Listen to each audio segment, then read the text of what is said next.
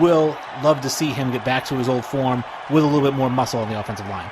He's almost a forgotten player at this point, and I completely agree.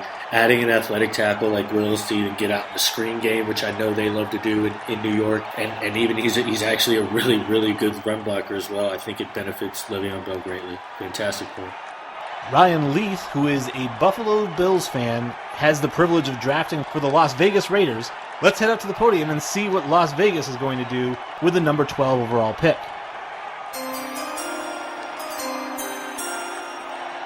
With the 12th pick in the 2020 NFL Draft, the Las Vegas Raiders select CeeDee Lamb, wide receiver, Oklahoma. Fantastic pick for the Raiders here. I think dream scenario for them. If they can end up in this draft coming out with either Jerry Jeudy or CeeDee Lamb, I think they're going to be thrilled. They need a playmaker on the outside so bad, like a consistent player. Tyrell Williams can stretch the field on the outside for them, and that's nice and all, but they need a consistent player for that offense, and CeeDee Lamb is exactly that. He gets comps to DeAndre Hopkins, his physicality and his ability after the catch and his ability to attack at the catch point, and I love the comp. I think he's a fantastic player, and I think Las Vegas is going to be thrilled to have a player like him in their organization. I think this is another great pick by Mike Mayock. We know that he has a wonderful football mind, and so to see them go ahead and take the best receiver in this draft, again, we've talked about flipping a quarter between Jeudy and Lamb and having the best talent here at wideout, but I think this is a great guy to add to an offense that we're either going to see Derek Carr throw to or Marcus Mariota. Again, I think we all agree we're going to see more Mariota starts than Derek Carr starts. If Mike Mayock and his beautiful mind have any say in it, it's going to be Marcus Mariota throwing those touchdown passes to CeeDee Lamb. And this could be a turnaround point in his career. I agree, actually. If they get CeeDee Lamb or whatever other piece, in this instance CeeDee Lamb, and Mariota actually figures that offense, and because I think he's going to have the backing and the confidence of the organization, and that can do wonders for a player. Like, look at what Ryan Tannehill. Once they committed to him and said, "Hey, you're our quarterback," and things like that, he played well. I think it's a great pick for that team. The Colts traded away the number 13 overall pick earlier in the offseason. They got DeForest Buckner. So the 49ers are now going to pick 13. I'm curious if they're going to replace that defensive hole, or are they going to go somewhere else? Let's head up to the podium and find out. With the 13th pick in the 2020 NFL Draft, the San Francisco 49ers select Henry Ruggs III, wide receiver, University of Alabama. Roll Tide. That's awesome. I actually don't know how much I like this pick. I love Henry Ruggs, and I know the need at receiver is definitely there. I just don't know if he differs from what they already have in Deebo Samuel, and I'm just not sure, how many 5'11", 190-pound receivers can you really have on your team? I think they need a true outside guy, and I think now they've got a bundle of number 2s and 3s at the same time. That guy's speed and playmaking ability and just electricity is something that I think any team will use and find a way to use, especially San Francisco and that coaching staff. So I'm kind of at a middle grounds with this pick. I love the player. I'm not 100% in love with the fit, but I still think it's a great talent to bring in. Yeah, with the first of San Francisco's 2 first picks, we would love to have moved down and gotten better value on Ruggs, but we think that this guy is the best route runner in this draft. He came from a proven offense in Alabama, and it's certainly going to be a fun toy for Jimmy Garoppolo to have out there in the Bay. Tampa Bay is off the clock, essentially. The pick is in. The commissioner is walking to the podium. Where will the Buccaneers go with Tom Brady at the helm? With the 14th pick in the NFL Draft, the Tampa Bay Buccaneers select Tristan Wirfs, offensive tackle, University of Alabama. Dan, as a Buccaneers fan, this is going to be an absolute dream scenario for you, getting who many consider to be the best offensive lineman in this year's draft at pick 14. Tell us, as a true Buccaneers fan, someone who has stated he has sat in those seats when nobody was there, how does this feel to have Tom Brady this offseason and then a wonderful offensive lineman there with him? Well, It's a dream come true. Tampa Bay was actually scrambling to kind of move up in a couple of spots. They had reached out to Arizona before the draft even started and tried to move up to that number 8 spot to secure Tristan Wirfs and make sure they got him there. However, that trade process fell through because they weren't willing to offer the 2021 second rounder that Jacksonville was. So that just didn't happen. But then as the draft played out, we saw that a tackle didn't go 4 and a tackle didn't go 6. And then, Cleveland trades down, and then we knew at that point we were getting our guy. I think we're very, very, very excited to have Tristan come in here and play for our ball club. He's an athletic player. He's a physical player. He comes from Iowa where we know he was taught well. His hands are very, very good. Base is sound. He's played on the right side already, so it won't be a tough transition for him to come in and play right tackle for us. And we're really happy with our bookends at Donovan Smith and Tristan Wirfs to keep our new franchise signal caller, Tom Brady, happy and healthy. I love the pick as well. I think that this is a guy who manhandles defensive linemen. He pushes them around. That's just what they need. Tom Brady's coming out of a situation where he is still a very accurate passer. He still gets the ball out as quick as anybody in the league, but he's had to because he has been on his back more and more and more. And I think that giving him not just the offensive weapons with Godwin and Evans going to Tampa Bay, I think giving him time to throw now is going to make him absolutely lethal. Yeah, no, I agree. That's the idea behind it, and we're just hoping we can keep him upright and keep him healthy, like we said. We're really happy to get Tristan there. We thought long and hard about Andrew Thomas out of Georgia. He's a very good player, but we're more comfortable with Tristan on the right side of our offensive line. There was some talk at 15 that the Broncos might be looking to move down. Let's see what happens with this pick. With the 15th pick of the 2020 NFL Draft, the Denver Broncos select Mekhi Becton, tackle, the University of Louisville. This is a really great pick. I think Mekhi Becton, there was some talk that he might go 6 to the Chargers and even as high as 4 to the Giants, because he is a very, very, very athletic offensive tackle. He's fast, he's strong, he's agile, he pushes people around in the run game and the pass game, and this is a guy who really, at 15, could be the steal of the draft. Yeah, this guy's an absolute mauler, and this is the run that Dan predicted on offensive linemen. Let's see just how far Thomas does fall here, but like Dan predicted, once one goes, we're going to start to see teams scramble to make sure they secure the next best one in this draft, and Becton was exactly that. Some could have seen him be drafted as the first or second offensive lineman to go, so a wonderful pick by Denver, and I think they are doing the right thing for their offense.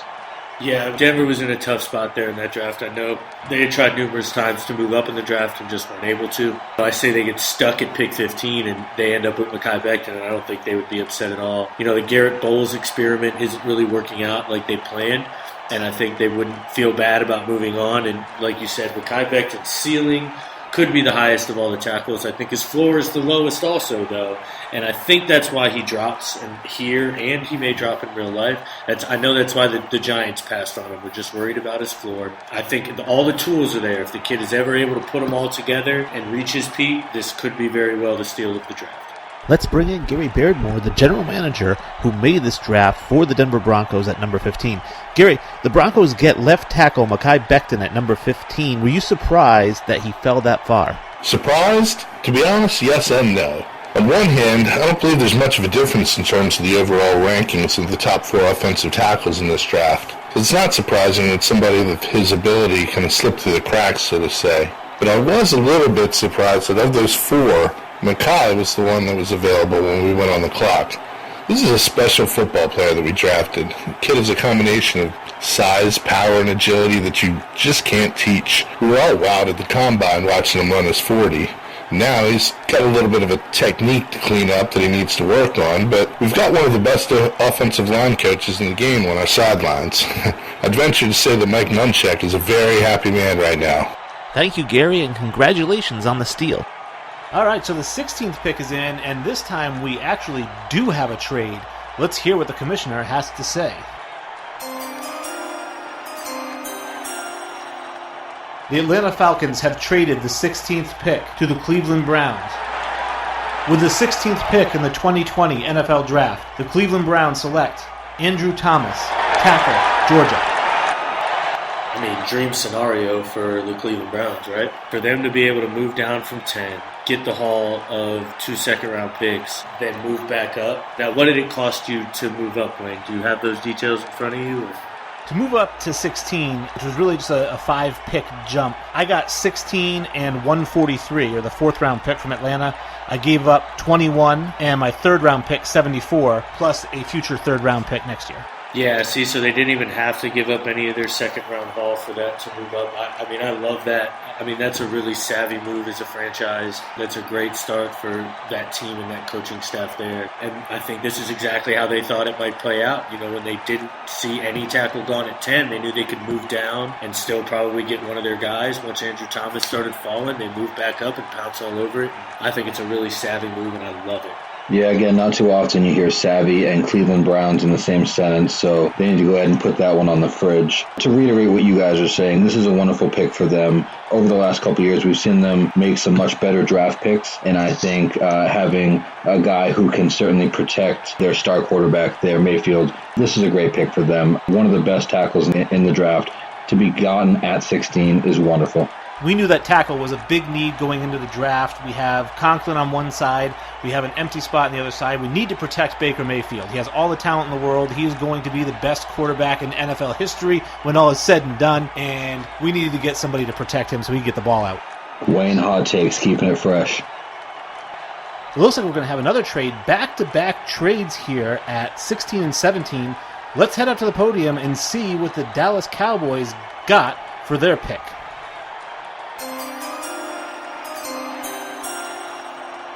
With the 17th selection in the 2020 NFL Draft, the Minnesota Vikings select T. Higgins, wide receiver, Clemson. Wow. What just happened? What an awful pick. I guess Minnesota just wants to blow up their franchise and just start over from nothing, I guess. Sign Kirk Cousins to a deal and get T. Higgins when there's so much better talent on the board. I don't know. I don't understand this pick at all. I'm not really sure what the affinity really is for T. Higgins here at this point. I have 4 other receivers ahead of him on my board at this point, and I think most teams will. I think this is our first really kind of reach and kind of blunder of this draft, and it's no surprise that it comes from Minnesota here. Not only did they take, I think, a reach of a player, I think the move up, too, is just unnecessary. What did they give up to move up? The Minnesota Vikings, to move up to 17, which is the only pick the Cowboys gave up their 1st-round pick, 22, their 3rd-round pick, 89, and backup safety, Jaron Kearse.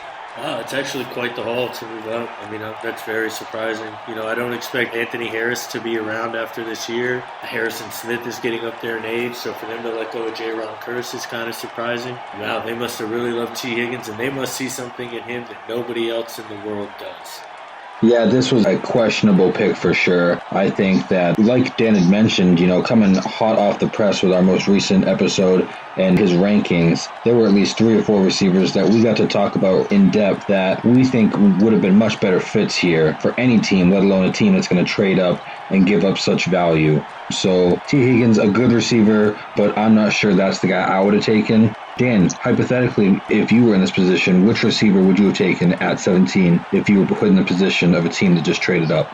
I mean, there's 4 of them you could have taken. Brandon Ayuk fits that team to a T. He fit like a glove in that offense. Denzel Mims, who's everybody's wonder boy right now, would fit so perfectly in that offense. He is the exact boundary receiver you want that offense right now. Justin Jefferson, are you kidding me? He's arguably the best route runner left, but he's arguably the best guy finding holes in the zones in this whole entire draft. Why not take him? Jalen Reagor is literally a Stephon Diggs clone. That's who I have him comp to in this draft, is Stephon Diggs.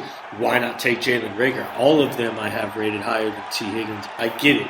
He's a big physical boundary receiver, but he's DK Metcalf that can't run a 4.3. So I hate to put this on you, Patriots fans, he's a worse N'Keal Harry.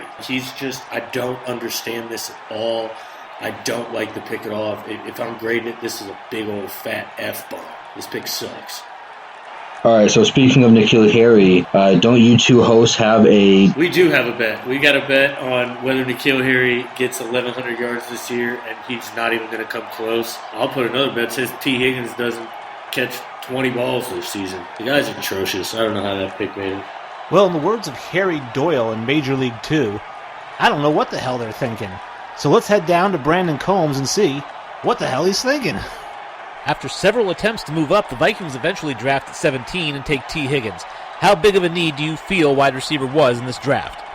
Yeah, so we came into this thing knowing that we really wanted to improve ourselves at wide receiver. And we also knew T was our guy. We tried moving up earlier in the draft because we didn't want to leave him on the board too long. Luckily, nobody saw the talent that we saw, and we were able to move up at 17, trade with Dallas, and get our guy. How do you see T. Higgins fitting into this offense? We think T will fit in very good here in Minnesota. We just re-signed Kirk, who is a very accurate passer. Higgins is a very good route runner, natural hands catcher. He's also fast enough off the line of scrimmage to run physical cornerbacks. At 215 pounds, he's big enough to beat players with similar size. I feel like he's an A.J. Green type guy, and we're very excited to have him. Thank you, Brandon. I know you have another pick coming up a little bit later, so I'll let you get back to the war room, and we look forward to hearing you later on in the program. So the 18th pick is in, the Miami Dolphins, the second of their 3 picks in this first round. Let's head up to the podium and see what they do. With the 18th pick in the 2020 NFL Draft, the Miami Dolphins select K'Lavon Chaisson, edge, Louisiana State University. I like this pick a lot. This is a guy that I thought actually would go up at 16 to the Falcons before they traded back. He is a ferocious edge rusher. He may not be Chase Young, but he is a guy that's going to get the quarterback, get him down, and I think that the Dolphins get a really, really good pass rusher. Maybe the best pass rusher they've had since, Crowder was a little bit younger? I think Miami's extremely thrilled to see Chase on here. I didn't expect him to fall. We as a franchise didn't expect him to fall. We thought Dallas may jump on him. We thought Atlanta may jump on him. But we're extremely happy to have him here. The kid just turned 21. He's still extremely young, and he's already this athletic and this good of a pass rusher. We're just really excited to mold him and allow him to use that athletic ability and teach him how to refine his technique and turn him into a real dominant pass rusher on our defense.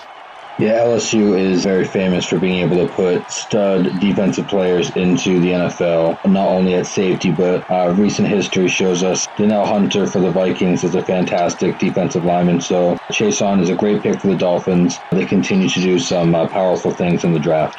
Now it's time for the Raiders' second pick in the first round. Let's head up to the podium and see what the Las Vegas Raiders do at number 19. With the 19th pick in the 2020 NFL Draft, the Las Vegas Raiders select Patrick Queen, linebacker, Louisiana State University. I'm actually not the biggest fan of this pick, honestly. I love Patrick Queen as a prospect. I think he's exactly what you look for in today's game, but I just don't think they needed him. They signed 2 linebackers this offseason in Corey Littleton and Nick Kwiatkowski. And I just don't think he was a need for them, really. I don't think they needed to bring another linebacker in at that point. I would have loved for see them to go corner, follow the Clemson route. A.J. Terrell makes a ton of sense for them, I think, right there. I know it may be a little early, but it kind of follows the mold of the team. Even Christian Fulton, somebody like that, I think would have made a lot of sense for this ball club. They need a playmaker at the cornerback position really bad. So I didn't love the pick. Yeah, again, I'm an SEC fan and an LSU fan, so I think that Queen was a very good player, someone who, like Dan mentioned, projects to be a really good NFL linebacker. Questionable pick here, but I think that this guy could end up being a really good pick for Mike Mayock, who knows football better than all of us combined. I'm glad Mayock's running the show and it's not Gruden, because I really didn't like the idea of trading away Khalil Mack, who might have been the best defensive player in the NFL. You can say Luke Donald. I think Khalil Mack is right in that discussion with him, and you get back first-round picks and you use them to take a guy like Patrick Queen, and I'm not saying that this is the Bears' pick, but I'm just saying that I feel like you're downgrading positions. You're trading guys for first-round picks, and then you're drafting guys who aren't as good at them at the same position. I mean, to be fair, we don't know what Patrick Queen's going to be. I mean, if he comes out and he's Darius Leonard, then the trade's not, then it looks different, because then you have a guy who's, an impactful all-pro. And I get that's the end of the rainbow, but, I mean, that's kind of how you have to look at it sometimes. Again, I just don't think it was that big of a position to need. I think they're kind of set at linebacker, and I think they would have done better to go elsewhere. But, I mean, I love the talent, and you can never have enough talent on the field, so, Now we finally get to the Cardinals, who traded all the way down to number 20, and their general manager, FBAS newcomer, Jake Druin. Let's go to the podium and see what the Cardinals do at 20.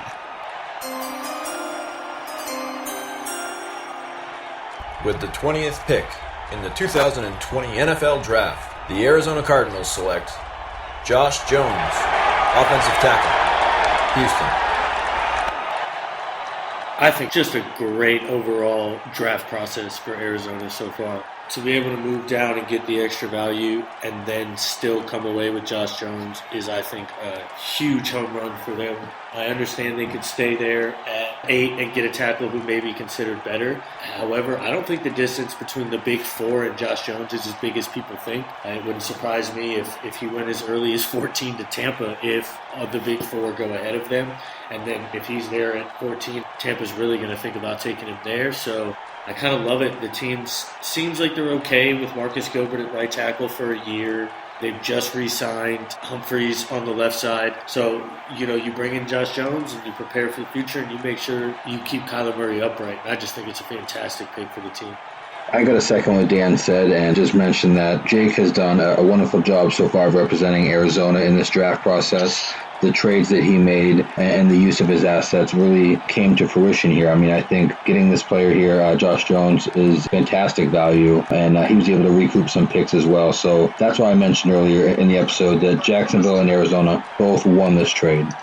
Well, I wonder what thought process went into those picks. Let's head on down and ask Jake what his thought process was trading down and what his thought process is with Jones at the pick.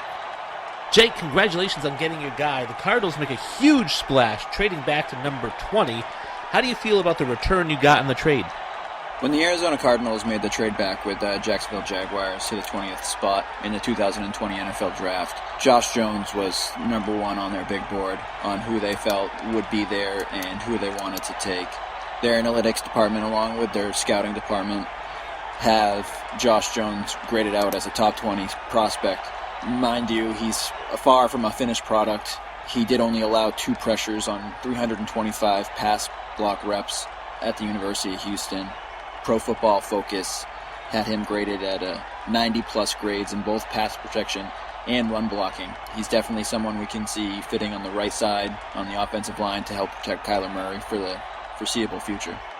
Thanks, Jake. And that brings us to our next pick, number 21, the Atlanta Falcons. Let's head up to the podium and see who Ray is taking with the 21st pick. With the 21st pick in the 2020 NFL Draft, the Atlanta Falcons select Christian Fulton, cornerback from LSU. Yeah, so Fulton, a fantastic pick for these guys. I think that Atlanta was trying to move up in the draft process earlier. I mean, Ray does a fantastic job representing, the Falcons here and takes a serious position of need with cornerback. Fulton, a guy who really played tough football, I believe, at LSU. So, a fantastic player at LSU. Yeah, I love the pick as well. I'm a big fan. I know Atlanta was very active trying to move up into the top 10 to secure C.J. Henderson, and that dream died when Jacksonville decided to stay put and take him. And then after that, I think they were pretty set on Christian Fulton, and I think they were happy to move down to 21 and still kind of comfortable they could land him. And I think he's a perfect fit in that cover 3, off-man zone coverage stuff they run there. And I think both sides are going to be very, very happy with how that turned out. It is a really great value, and I do think that outside of that top 10, I know speaking with Ray, he had mentioned to me that he was thinking about moving back because of the salary cap implications. They're in a kind of a tight spot this season, so he was thinking, let's get some assets for next season when the cap gets a little bit looser around their necks. Yeah, that's smart. Ray's a very smart, heady GM. I know he's thinking about things that, a lot of GMs would think about and a lot of other mockers maybe wouldn't, and that's one of them. They are in a tough cap situation, and, moving down out would help. And as crazy as it sounds, even moving down from 16 to 21 really does help a franchise in a cap situation. So that was a good move. Let's head down to the sideline one more time and speak with Raymond John Fabris, the general manager for the Atlanta Falcons. Ray, the Falcons traded down to number 21. They took Christian Fulton. What do you like about his game, and what sort of impact do you expect him to have in the NFL this year? We love Christian's overall ability in press man coverage and his stickiness. He is terrific with his back to the ball and attacking the catch point. We're also excited to have him grow next to Isaiah Oliver and solidify our secondary. Cowboys are on the clock at 22. They traded back from 17. This offseason, they did have one of their star offensive linemen, Travis Frederick, retire. Let's see if they replace him with this pick. With the 22nd pick in the 2020 NFL Draft, the Dallas Cowboys select Cesar Ruiz, center, Michigan. Wow, I mean, a bit of a shocker, but a great shocker. You know, you asked me last week who I thought my number one interior offensive lineman was, and who I think the guy who's got a chance to go in the first round, and that's Cesar Ruiz. Another kid who just turned 21, super young, extremely good pass protector, extremely mean in the run game, can play center or guard. He'll probably, he will play center, just jump right into the Travis Frederick role. It's a team playing to its strengths. Yes, they have needs in other places. Yes, they could use a pass rusher, sure. Yeah, they could use a corner, sure. But what this team does is run the football and protect its quarterback. That's how they've won all these games. It's how they've been a dominant franchise. And they continue that here with Cesar Ruiz. And it may seem a little early to some people, but like Travis Frederick seemed early to a lot of people too, I think this pick will turn out to be a really smart and good pick for this franchise when it's all said and done. Yeah, Dan, you mentioned protecting that quarterback, and obviously still some questionability about Dak Prescott and will he, won't he. But I think this is a fantastic pick, a sneaky pick that some fans aren't going to really recognize. But it was awesome that Dan had kind of mentioned this pick last week, and here we are seeing Wayne make a surprise pick, the same team that surprised Dan so long ago with Travis Frederick. I think that this guy is going to be able to step right in and have an awesome time playing with a great line and Ezekiel Elliott.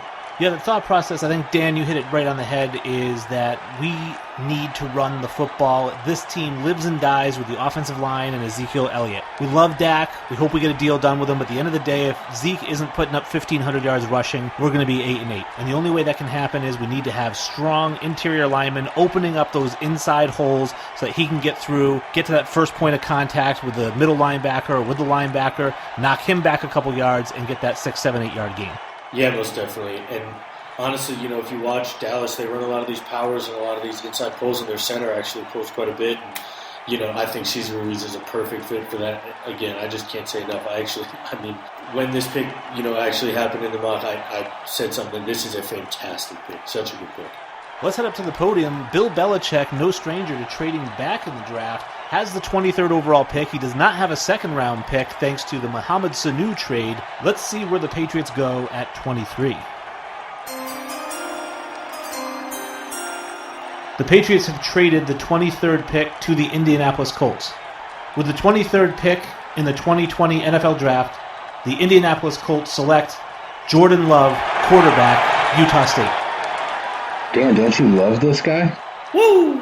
Man, I do. And I think this is really an ideal situation for him. What did Indianapolis end up giving up for the pick, sir?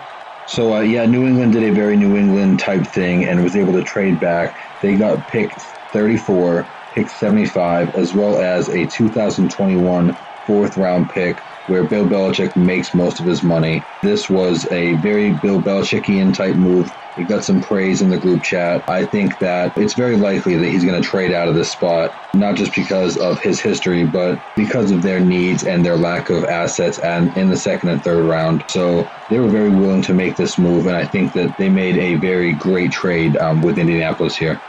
Yeah, I actually agree. From both sides, I think this is a very, very good trade. I think this is a trade that's got a lot of realism and a lot of realistic possibility here. New England's got a ton of needs, which is surprising, but they've got a ton of needs, and they probably want to move down and get value because they don't have picks in other rounds. Bill Belichick likes to accumulate those mid-round picks. That's where he makes his bread and butter. Now he's got 75. I think he's got 87, and I think he's got 98 too now, along with still 34, which is a high second-round pick that if he wants to flip, he could flip that and move down to, the 50s and collect some more picks, honestly. So, I think it's a great situation, and for the Colts side, they get Jordan Love. I think it's who they wanted at 13, but I think they convinced themselves that 13 was the wrong spot to take him, and they were able to get all-pro player in DeForest Buckner, who's still only 25, 26 years old, and now also move up from that pick from Washington that they got at 34 and not give up a ton of value, really, to get their quarterback of the future in Jordan Love in an ideal situation where Phillip Rivers can play and Jordan Love can mentor behind him. I love this trade from both sides. That was our thought making the pick, is that Jordan Love can come in, play for a year behind Phillip Rivers, who's a great veteran in the league, a guy who basically punches the clock and throws for 4,000 yards and 30 touchdowns every year. What better player to learn from than Phillip Rivers? Yeah, Wayne, in the past, you had actually questioned when this deal happened because you were shocked it was a 1-year deal as opposed to a 2-year deal. And I think that if this was a 2-year deal for Phillip Rivers in Indianapolis, I don't think they draft a quarterback here in the first round. So, it kind of comes full circle where you questioned it, but it also allowed you to make this move for Jordan Love. The 1-year deal does make it a lot easier. If it was a 2-year deal, I'm not going to say we wouldn't take a quarterback, but it just would be a little bit more of a difficult decision. The Saints are on the clock. The pick is in. Let's head up to the podium and see who Gary takes with the 24th overall pick for the Saints. With the 24th pick, 2020 NFL Draft, the New Orleans Saints select Justin Jefferson, wide receiver, Louisiana State University.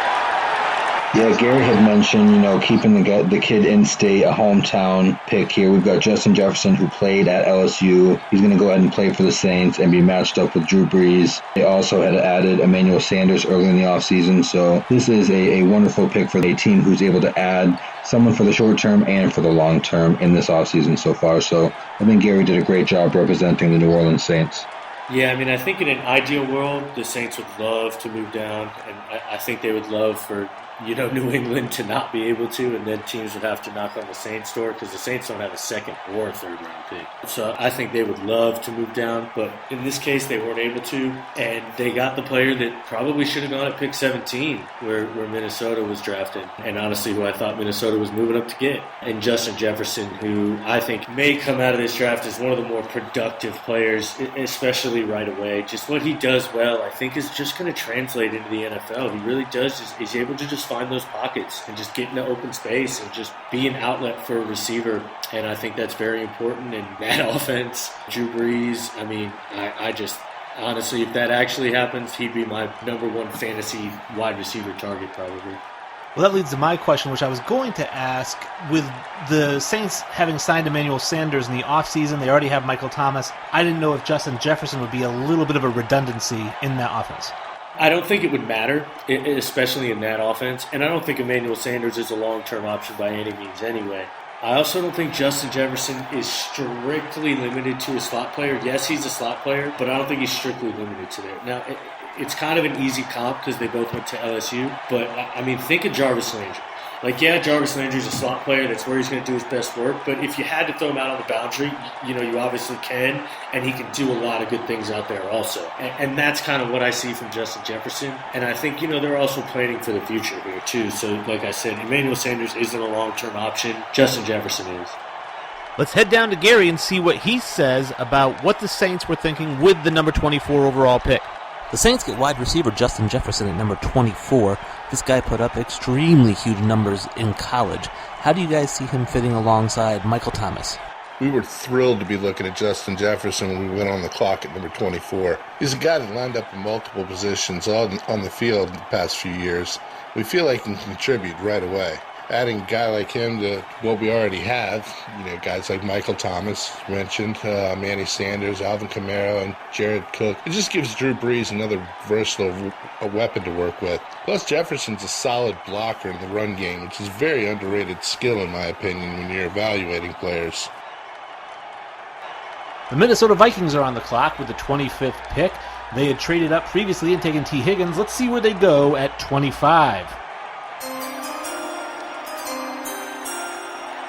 With the 25th selection in the 2020 NFL Draft, the Minnesota Vikings select Trayvon Diggs, cornerback, Alabama. Well, I didn't think they could screw this pick up any worse than they screwed up pick 17, and they shocked me and proved me wrong. They screwed this one up pretty bad too. I don't think this is a pick that I see any way possibly happening. I understand Brandon's thought process from this point in Minnesota's thought process. Trevon Diggs is a long, physical, athletic corner. He's a playmaker. He's just learning the position. I believe he's only played there 2 or 3 years, so he's still pretty raw, and he's already this good. He's exactly kind of what Mike Zimmer wants in a cornerback. However, his last name is Diggs, and they just kicked one Diggs out of that franchise and had a huge fiasco with him. And I'm sure his brother is not going to want to come to that franchise, and I'm sure they're not going to want to deal with his brother and that hassle. It just doesn't make any kind of sense to me in any way. I don't understand the pick. I love the position. I think it makes a ton of sense. However, I think Jeff Gladney makes a ton of sense there. Who's the exact same physical corner, the exact same kind of play style, the exact same kind of playmaking ability. I actually have Jeff Gladney rated higher than Trevin Diggs, and I think he fits their system perfectly too, and his last name isn't Diggs. That's my big gripe with it. I don't hate the position, I hate the pick. So far in the first round, what grade do you give the Minnesota Vikings? I'd give him a D probably at this point, and it's the only thing that's saving it from a pure F is that I like Trevin Diggs as a prospect, and I think this is kind of the area he goes, and I think he really fits with the team. It's just, again, there's just no way that front office takes on the headache of the brother of the guy who was just one of the biggest headaches they've had in a long time. Overall, I don't love the draft. He's saving it from an F, but from T. Higgins. But I mean, this pick's just a D. It may even be a D minus. It's not a very good draft for Minnesota. Brandon Coombs not having a wonderful debut in FBS, according to Dan. Yeah, no, I mean, I don't mean to attack him personally. The guy, knows his stuff. I know he knows his football. The draft's a whole different beast. I just don't really like either of his picks in this situation. But, you're not going to like every pick. I don't think he liked every of my picks, too. You know what I mean? So it's just me personally. I think this is a whiff. Well, let's head down to the sideline and get Brandon's take on the Minnesota pick at number 25. Brandon, the Vikings take Diggs at 25. Give us a little bit about your thought process going into the pick. Yeah, Trayvon was certainly the right pick for us there. We knew we needed to beef up at the cornerback position, and Trayvon was the best guy on the board. I know a lot of people are questioning, trade his brother earlier in the month and then select him, but Stephon was a guy who we would have loved to have hung on to, but we did have to make a business decision and let him go. And for us, Trayvon he was the best cornerback on the board at the time, and we are happy that we have him, and we're excited to see what he can do. The Miami Dolphins with their third and final pick in the first round, picking at 26. Let's head to the podium and see who they went with. With the 26th pick in the 2020 NFL Draft, the Miami Dolphins select Denzel Mims, wide receiver, Baylor. Denzel Mims is a fantastic pick for Miami here. Of their 3 picks so far, they've hit home runs on all 3, in my opinion. Getting Tua, getting Chase on, and now getting a wonderful receiver that honestly should have been gone by now in Denzel Mims, a guy that really blew up at Baylor. Dan, this is a wonderful pick. That you've done a wonderful job with Miami. Thank you, sir. I really appreciate it. We had a lot of needs. We got a lot of places to fill out.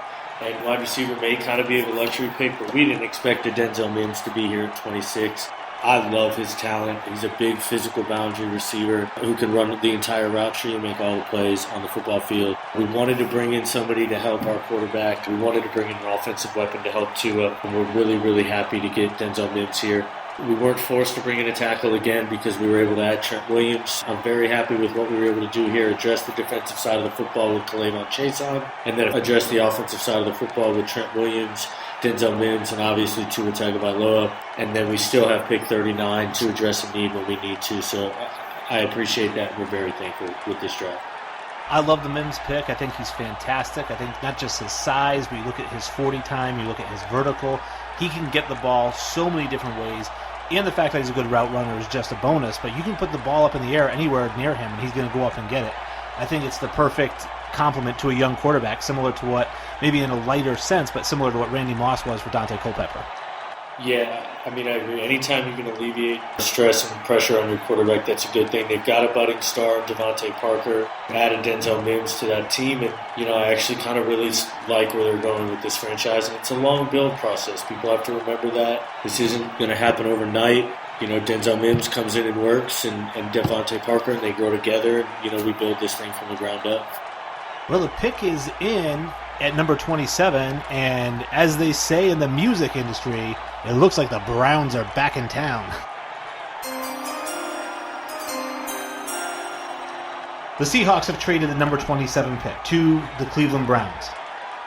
With the 27th pick in the 2020 NFL Draft, the Cleveland Browns select Grant Delpit, safety, Louisiana State University. Grant Delpit, a fantastic safety in a line of fantastic safeties out of LSU. I wonder if this guy's a bit of a reach here because, Dan, you did have a couple safeties kind of clumped together here. I think that Cleveland certainly has had a fantastic draft so far, but adding Grant Delpit, what do you feel, Dan? Is this the right pick for them? I actually do like it. I do agree that all these safeties are kind of clumped together. Xavier McKinney, Grant Delpit, Jeremy Chin, Ashton Davis, Antoine Winfield, they're all kind of looped together. However, if one could stand out to a team, it's going to be Grant Delpit. What he does well in coverage with his instincts and his ability to make plays on the football, I think separate him from every other safety in this draft. He's the prototypical center fielder, and he's just a great guy to have in your back end. I kind of really low-key like what Cleveland's done in this draft. To move back and acquire pick 53 and a 2021 second rounder, then move up without giving up either of those values to get Andrew Thomas, then move back up into the second or into the bottom of the first round, essentially using that ammo that you had to get a guy like Grant Delpit, who I can't stress enough the impact he's going to make on this defense. I think it's just such a wonderful offseason for this franchise. People need to realize that the Browns were being talked about as the division winners just last season. So this team's ready to win football games right now. So for them to make the impact of getting prime starters immediately, people who can step onto the field and play tomorrow football. Andrew Thomas is ready to play football tomorrow. Grant Delpit is ready to play football tomorrow. These guys aren't projects. They don't need time to sit. They don't need to learn anything. I really like what they've done. Now, Wayne, you had to move up as Cleveland to get Grant Delpit. Was it worth the move for you? Yeah, so Cleveland had to move up. In order to do that, the Seattle Seahawks, it was more the Seahawks wanting to move down than the Browns wanting to move up. But the Browns did take advantage. They traded number 53, which is what they got in the Philadelphia trade. They traded a 2021 second-round pick for next year. And they're able to go up and get Delpit, who, like Dan said, is going to be an immediate starter. And the Seahawks get their preferred choice, which is moving back and getting a couple of second-rounders. Yeah, so the team essentially gave up nothing to get Andrew Thomas and Grant Delpit because the picks they got from Philadelphia were the picks they gave up in this trade. I just think it was, again, we're going to use this word with Cleveland, which is rare. Such a savvy move. Such a savvy move. At pick 28, we have the Baltimore Ravens, and we get to hear newcomer Jake Druin and who he thinks the Ravens will take at 28. Let's head up to the podium. With the 28th pick in the 2020 NFL Draft, the Baltimore Ravens select Kenneth Murray, linebacker, Oklahoma. Great pick in my opinion. Yeah, I agree, Dan. I think that Baltimore has a fantastic history of drafting. I think that they need to make a move at linebacker because C.J. Mosley recently transitioned over to the New York Jets franchise. So they have a wonderful history of having impact linebackers, and I'm sure Murray's going to be right next in line there.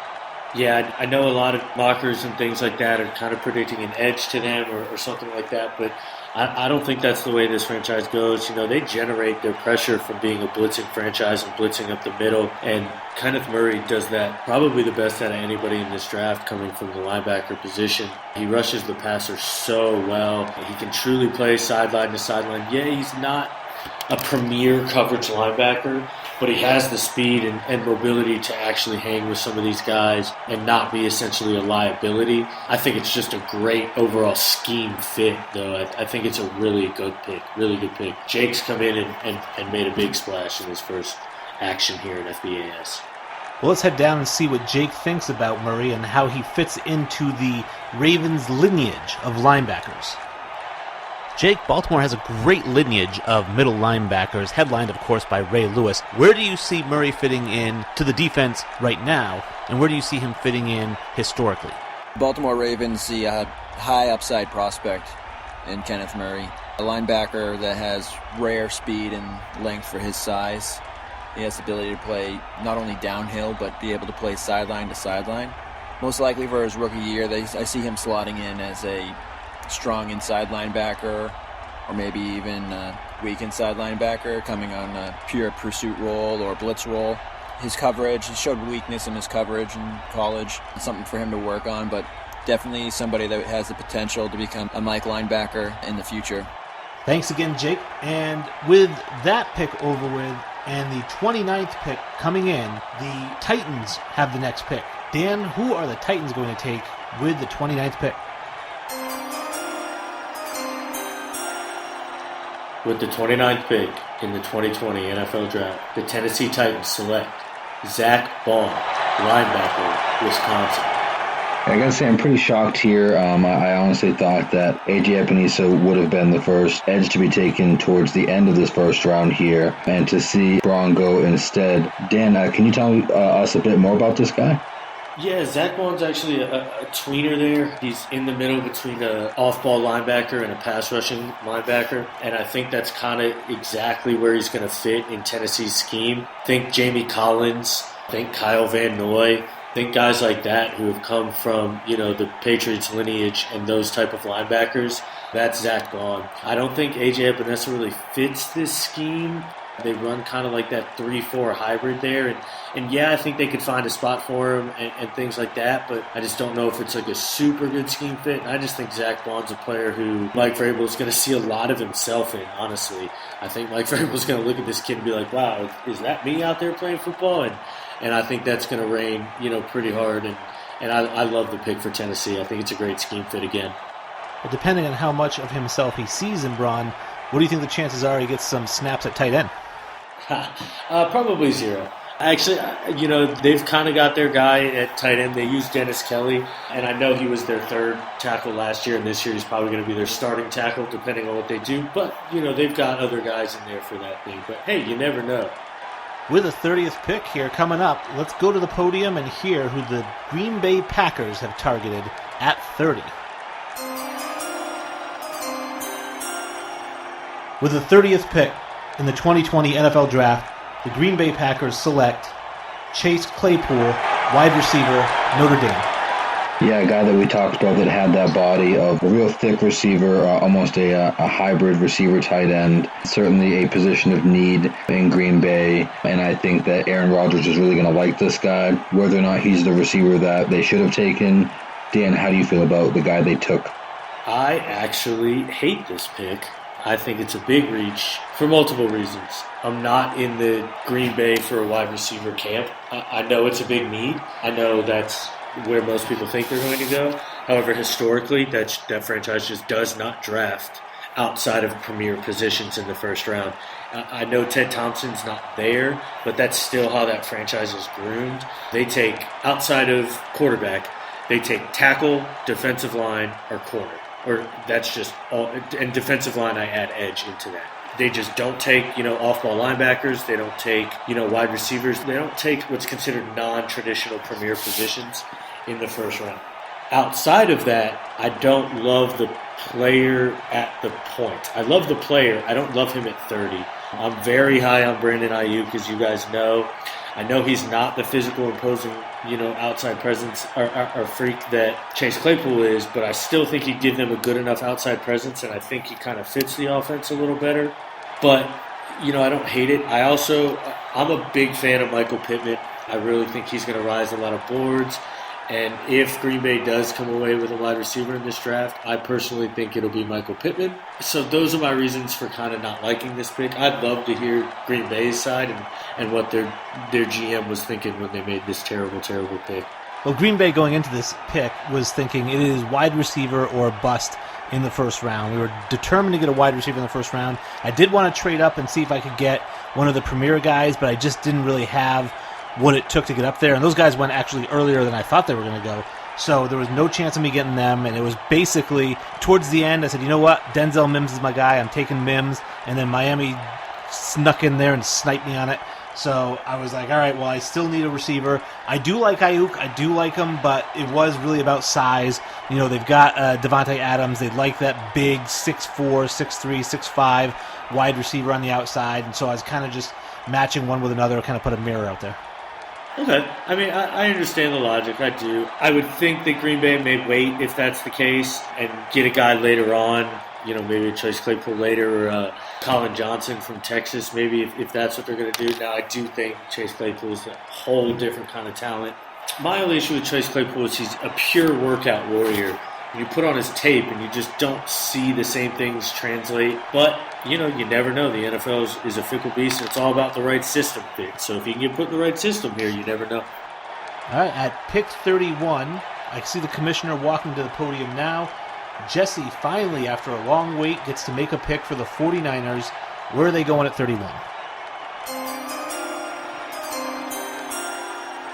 With the 31st pick in the 2020 NFL Draft, the San Francisco 49ers select Ross Blackhawk, inside defensive lineman, Texas Christian University. I like this pick a lot. I really do. I thought that the 49ers might, at 13, go with a defensive tackle or an interior defensive lineman to kind of replace that DeForest Buckner that they traded away to get that 13th pick. And I think that they got a really great pick there at 31 because I think that's a guy who probably could go earlier than that, but they got him in a good spot, and I think he definitely fits a need that I thought they were going to address earlier. So it makes me like the Henry Ruggs pick a little bit more because they did end up addressing that need. Yeah, I agree. I mean, honestly, I think they would love for one of the big defensive tackles, just the way that franchises run. I think they'd prefer one of the big defensive tackles to drop at 13. In our mock, they just didn't. They were both gone within the top 8 picks. But getting Ross Blackhawk this late, I think, is a really good value. I talked about him last week and how much I do like him. I don't know if I have him over Neville Gallimore yet, or if I have Neville Gallimore over Ross Blackhawk yet. But, I mean, what he does, he shoots gaps really, really, really violently. Like, it's impressive to watch him get through the hole, extremely quick. It's fun to watch. I would have thought he went to Minnesota. Miami thought real long and hard about pairing Ross Blacklock with Christian Wilkins from last year. But I'd have thought Minnesota went there. That would have been my pick for Minnesota if I represented them. They need defensive line help pretty bad, but San Francisco gets a gift with Ross Blacklock there at 31. Yeah, again, like I mentioned earlier, San Francisco really would have loved the opportunity to move back at pick 31. It's a real luxury here to have a guy like Ross Blackhawk fall this far back into our lap. This is a guy, we have a history of loving drafting defensive linemen, so this is huge for us, and we love what this guy can do for our franchise going forward. We are coming to a close of the night, and the 32nd and final first-round pick is in. Let's head up to the podium and see what the defending Super Bowl champions do at number 32. With the 32nd pick in the 2020 NFL Draft, the Kansas City Chiefs select Jeff Gladney, quarterback, Texas Christian. I really like this pick. I like it a lot more because this guy shouldn't have been here based on what we saw Minnesota do. Gladney should have been the pick when Diggs was. So I think that Kansas City, again, we're talking about the teams that play in the Super Bowl, have absolute luxury picks at the end of the first round, and both these teams walk away with what can be considered steals. I agree. I think that Gladney's a fantastic pick here at the end. He definitely should have been where Diggs was, but he wasn't, and it ended up being a gift for the Chiefs, who I think if he is off the table and Diggs is available, I don't think they take him. It's probably a running back or some other position, but I definitely think they got a fantastic mid-first round pick at 32. Yeah, we're thrilled. I mean, I would think our biggest overall need is improving our defensive secondary, and we were thrilled to have Jeff Gladney fall into our laps there. I think he fits our scheme to a T. I mean, he's the aggressive playmaking corner who's also not afraid to be physical that we're looking for.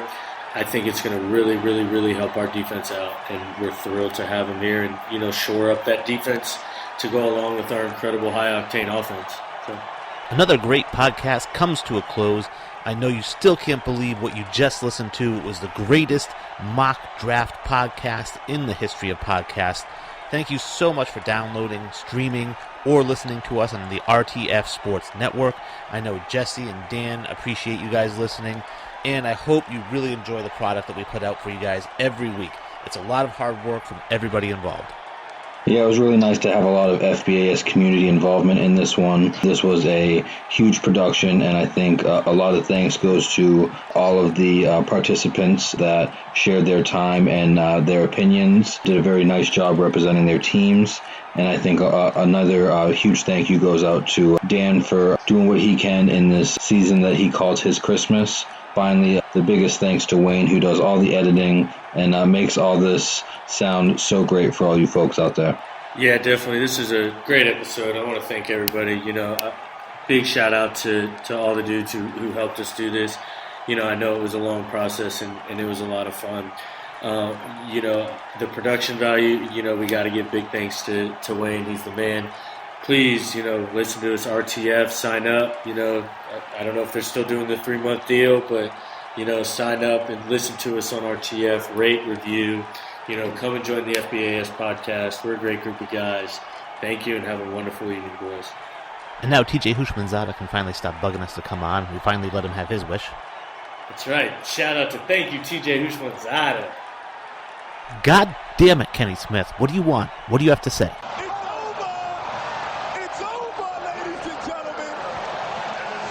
The socially distanced NFL Draft is finally here, and you can follow all the action at betonline.net. Wondering who will be the first, second, and third draft pick? Do you know if more offensive or defensive players will be taken in the first round? Have a hunch on how many trades will take place in the first round? Maybe you're into oddities like how many draftees' dogs will be shown during first-round coverage. Before the draft goes live, head over to betonline.net for the latest props, lines, and odds. Bring the draft home with betonline.net. And that was Sports Talk Mostly, the only girl sports show right here on RTF Sports Network.com radio network. What's up, y'all? You know who it is. It's your boy Dylan from On and Off the Field with Durf and Dylan. So I'm just coming to let you know, on the RTF Sports Network, this show will now be live from 7:30 to 8:30 p.m. Eastern Standard Time on Thursdays. If you go to rtfsportsnetwork.com, you can listen to the show live from there and on our social media platforms on Facebook and Instagram.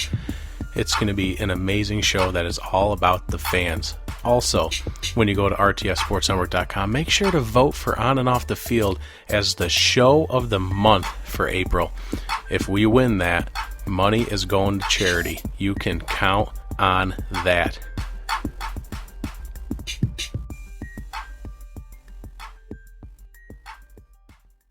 Ladies and gentlemen, can I please have your attention? Are you ready? I said, are you ready? You're rocking with the heavyweight champs of sports talk. Don't act like you're not impressed. Brandon Way and Brandon Rudolph. Stop what you're doing and listen. Tune in to Opinionated Facts, Tuesdays at 6 p.m. on the RTF Sports Network. And we're back again every Sunday at 12 noon on Facebook Live. Do it live. I'll write it and we'll do it live. Only on the Opinionated Facts Facebook page, presented by TCP Network.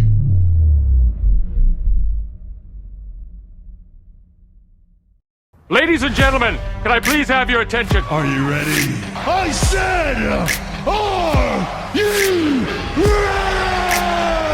You're rocking with the heavyweight champs of sports talk. Don't act like you're not impressed. Brandon Way and Brandon Rudolph. Stop what you're doing and listen. Tune in to Opinionated Facts, Tuesdays at 6 p.m. on the RTF Sports Network. And we're back again every Sunday at 12 noon on Facebook Live. Do it live. I'll write it and we'll do it live. Only on the Opinionated Facts Facebook page, presented by TCP Network.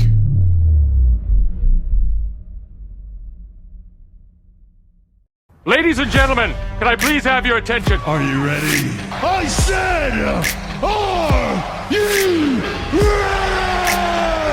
You're rocking with the heavyweight champs of sports talk. Don't act like you're not impressed. Brandon Way and Brandon Rudolph. Stop what you're doing and listen. Tune in to Opinionated Facts, Tuesdays at 6 p.m. on the RTF Sports Network. And we're back again every Sunday at 12 noon on Facebook Live. Do it live. I'll write it and we'll do it live. Only on the Opinionated Facts Facebook page, presented by TCP Network.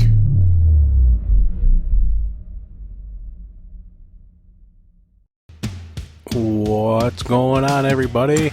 Whether you're practicing social distancing of 6 feet up to 6 miles, you can still party with On and Off the Field, where you can listen to the best NFL and charity-based podcasts out there on the RTF Sports Network. You can follow them on Facebook or go to rtfsportsnetwork.com and check out the show Thursdays from 4 to 5 p.m. Eastern Standard Time.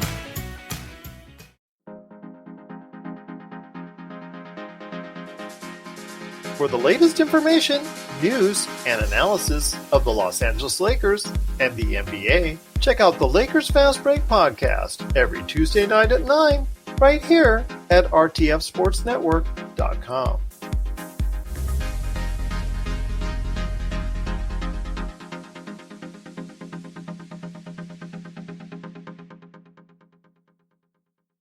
Ladies and gentlemen, can I please have your attention? Are you ready? I said, are you ready? You're rocking with the heavyweight champs of sports talk. Don't act like you're not impressed. Brandon Way and Brandon Rudolph. Stop what you're doing and listen. Tune in to Opinionated Facts, Tuesdays at 6 p.m. on the RTF Sports Network. And we're back again every Sunday at 12 noon on Facebook Live. Do it live! I'll write it and we'll do it live! Only on the Opinionated Facts Facebook page, presented by TCP Network.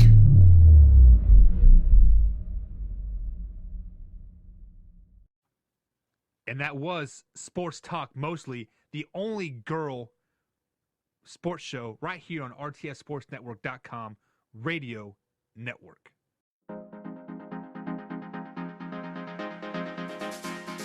For the latest information, news, and analysis of the Los Angeles Lakers and the NBA, check out the Lakers Fast Break podcast every Tuesday night at 9, right here at rtfsportsnetwork.com.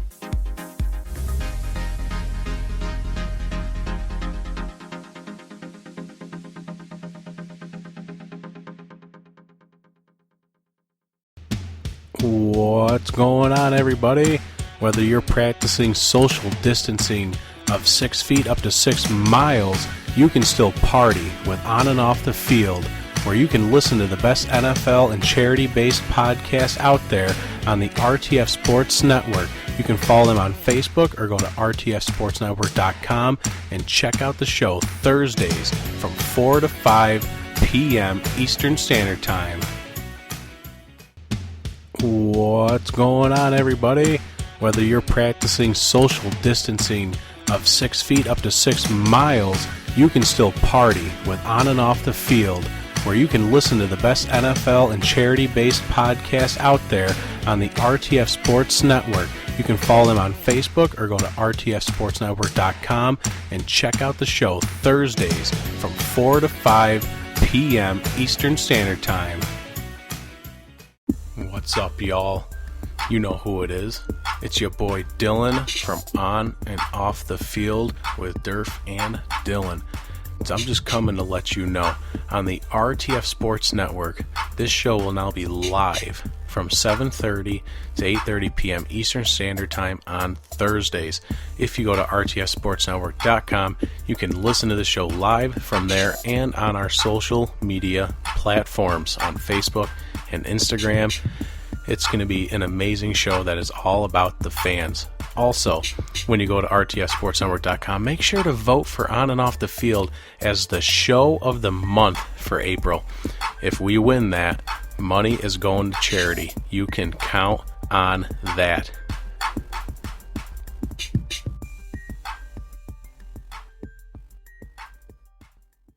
What's up, y'all? You know who it is. It's your boy Dylan from On and Off the Field with Durf and Dylan. So I'm just coming to let you know, on the RTF Sports Network, this show will now be live from 7:30 to 8:30 p.m. Eastern Standard Time on Thursdays. If you go to rtfsportsnetwork.com, you can listen to the show live from there and on our social media platforms on Facebook and Instagram. It's going to be an amazing show that is all about the fans. Also, when you go to rtfsportsnetwork.com, make sure to vote for On and Off the Field as the show of the month for April. If we win that, money is going to charity. You can count on that.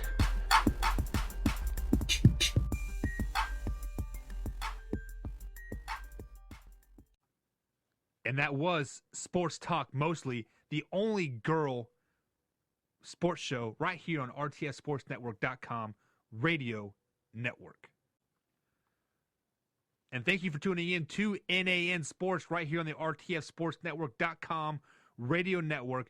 Join them every Wednesday, 6 p.m. East Coast time, right here on the RTF Sports Network.com.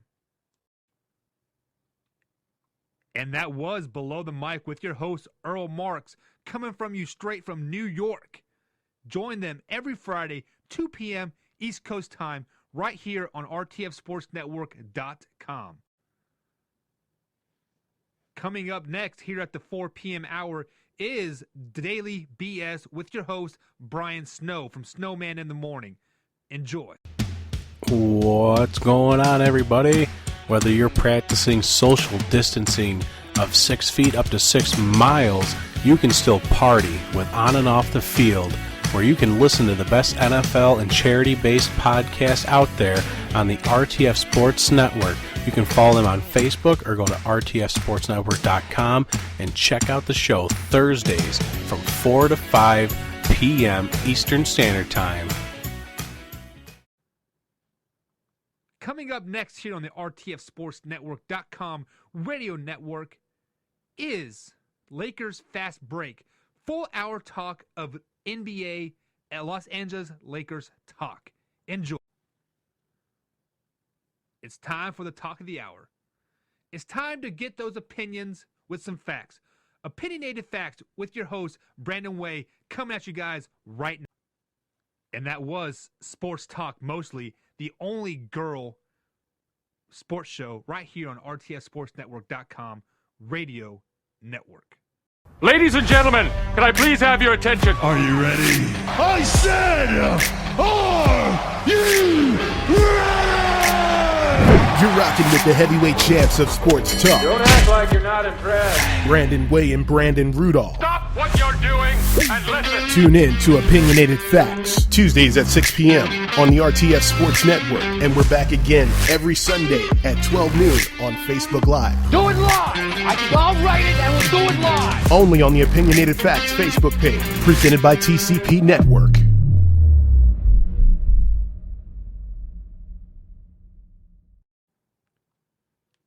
Coming up next here on the 6 p.m. hour is Those Weekend Golf Guys with your host, John Ashton. Is your golf game just a little bit off? Do you need to fine-tune your golf game? Listen to these guys right here. For the next hour, John Ashton will tell you how to improve your golf game overnight.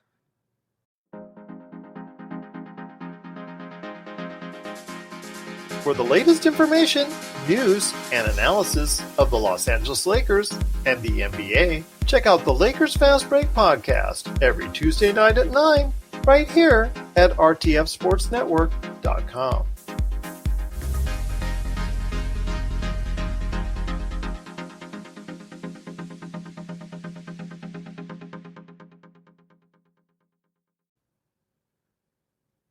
Do you want to be smart? But do you want to be thug at the same time?